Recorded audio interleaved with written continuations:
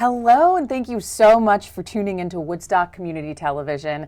I'm Nikki McCallum here on day 3 of the Vermont Film Festival. So excited to be joined by the one and only Justin Harris. Welcome, Justin. Thank you. So happy to have you. Justin is the creator, producer, writer, documentarian extraordinaire of his film Freeland, A Whitegrass Story. Which I had the privilege of seeing last night at the Pentangle Arts Theater. Super awesome. Justin, would love you to share a little bit about your film.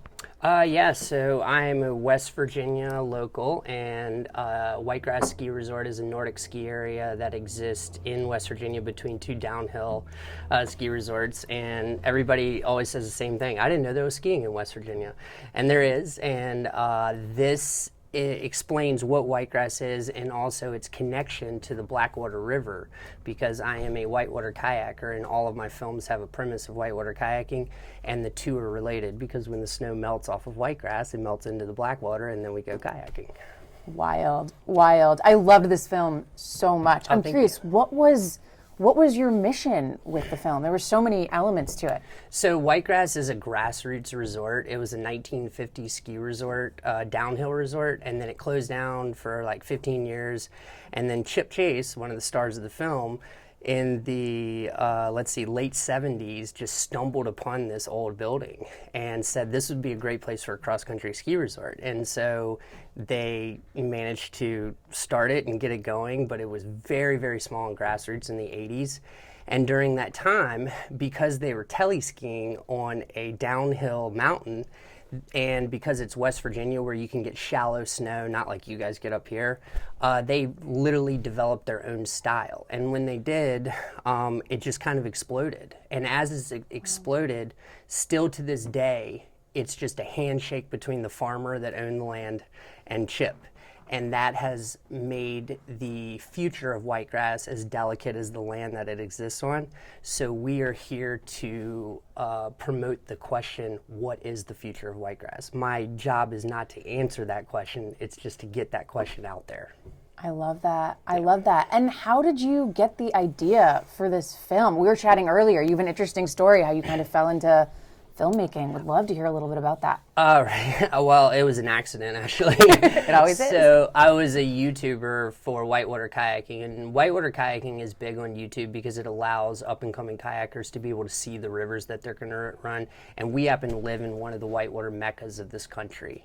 And because of that, we became really popular on YouTube over the years, showcasing all the creeks in our area. And as we did that, we eventually made this one called the Red Creek Sessions, which turned into our first film.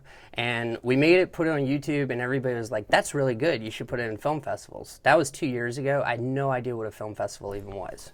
I was a whitewater kayaker all the way. So we put it in a couple film festivals, and a year and a half later, it had traveled the world and won 47 awards.